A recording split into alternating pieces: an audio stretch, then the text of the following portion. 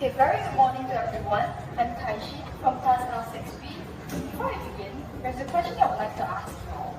How many of you here have been asked, what do you want to do in the future? Probably a lot, right? Now, it's a huge question, especially when we're trying to choose a career or make a decision for what major we're going to choose for university. And it can feel pretty overwhelming. Now, you might think, how am I supposed to figure this out right now? So here's what I want you to know. Making career decisions aren't just about picking a job that sounds cool or makes money. There's a whole psychology behind it. It involves your personality, interests, upbringing, and even what society expects from you. So, let's dive into the 4 key factors that affect the way we think about our careers. Now think back to when you were younger. Have you ever said that you want to be a doctor, a lawyer, a teacher, an engineer, maybe an astronaut? Many of our early career dreams come from external environments and external factors, like parents, teachers, the media, and even the toys you play with, like Barbie dolls. For instance, if your parents were doctors, chances are you've been handed a toy stethoscope to play with at some point.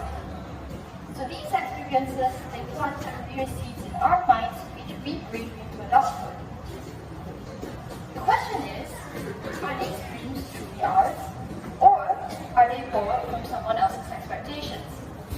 It's important to start questioning whether the career path you're considering is what you truly want, not just what others want for you. Now, let's talk about personality. What type of work excites you? Do you enjoy solving problems, creating art, or helping others? Psychologists like John Holland have studied how different personality types align with different types of careers. Some people thrive in creative fields, while others prefer structured and organized environments.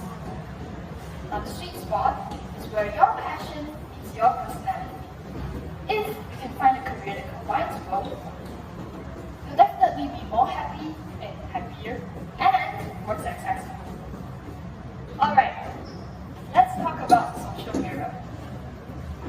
Have you ever felt pressure to choose a career just because it's considered as more impressive, even if it doesn't light you up? Like saying that you want to be a doctor or a lawyer just because it's considered cool. Now this is what we call the social mirror. It's the reflection of societal expectations and norms.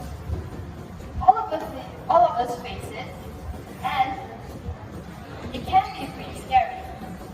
For example, doctors or lawyers, as said, are deemed as more impressive and prestigious, while other careers aren't seen as more respectful and don't get as much respect compared to the others, even if they're just as fulfilling.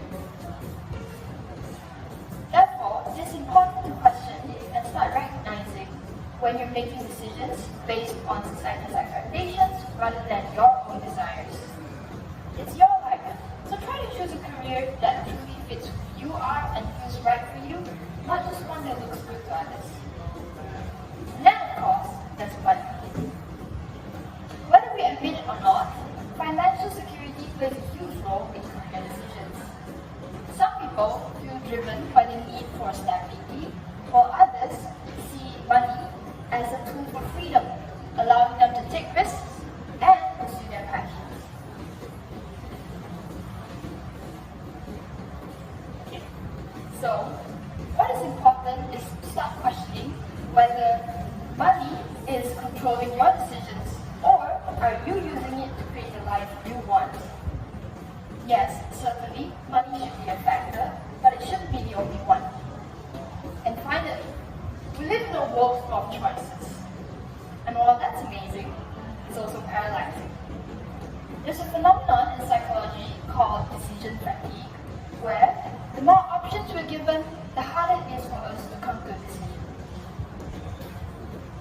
And add to that, the fear of making the wrong decision, and suddenly you're stuck.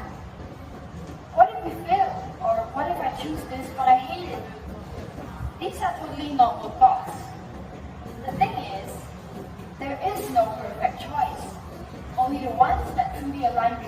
you are right now.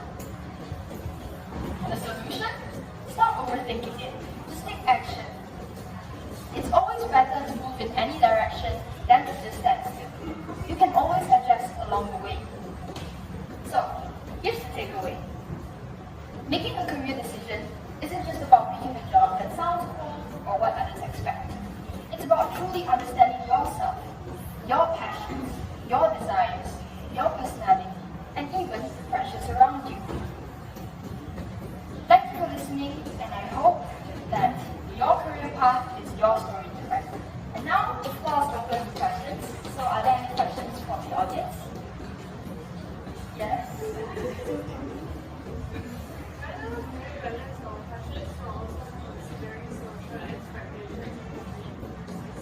Okay, that's a great question. Okay, so it's important to always consider external environment factors, for example, external pressures, and also your own desires. So the key to this is self-awareness. First, you can start by identifying what truly excites you, or what doing anything or what you do makes you feel fulfilled. And with that, you move to the next step, which is to consider external pressures and factors not as barriers, but as factors that you should weigh in making your decision. You should start communicating with your family members on your passions and your career options, and convincing them and showing them how your career path that you want to choose can lead to success. This will help them align their expectations with your goals. Ultimately, it's about finding a middle ground. A middle ground where you can pursue your passion